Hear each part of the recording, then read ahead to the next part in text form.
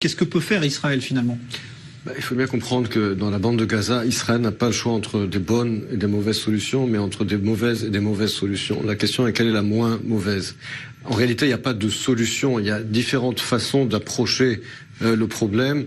C'est un problème extrêmement complexe et je n'ai pas entendu jusqu'à aujourd'hui un véritable plan, une solution intelligente, parce qu'il n'y en a pas. Il n'y a que des dilemmes. Lorsque Israël s'est retiré de la bande de Gaza, à l'époque, on nous disait c'est ça qui va apporter la paix et la bande de Gaza va devenir la Singapour du Proche-Orient. Au lieu de ça, c'est devenu la Somalie du Proche-Orient et avec des organisations terroristes qui nous tirent dessus.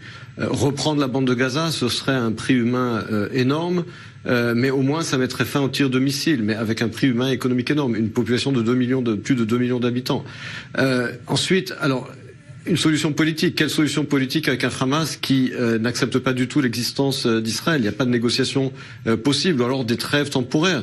Même les trêves entre l'OLP et le Hamas n'ont jamais tenu. Donc vous voyez qu'il s'agit d'un problème extrêmement compliqué. Je pense que là où il faut se diriger, en particulier en coordination avec l'administration Trump et avec Al-Sisi aujourd'hui en Égypte et une partie des pays du Golfe et peut-être de l'Arabie Saoudite, c'est d'essayer d'avoir un modus operandi avec l'Égypte, où l'Égypte desserrerait l'étau de la bande de Gaza, parce que quand on parle de l'étau sur la bande de Gaza, c'est essentiellement l'Égypte qui l'impose par voie terrestre, puisque la frontière est fermée entre l'Égypte et la bande de Gaza. Il s'agit d'un étau.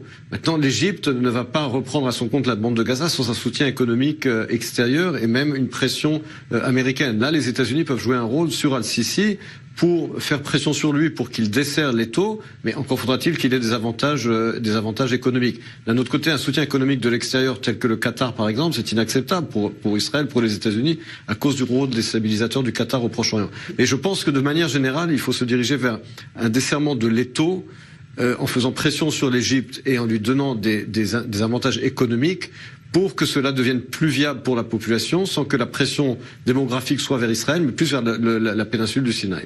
Ce n'est qu'une question.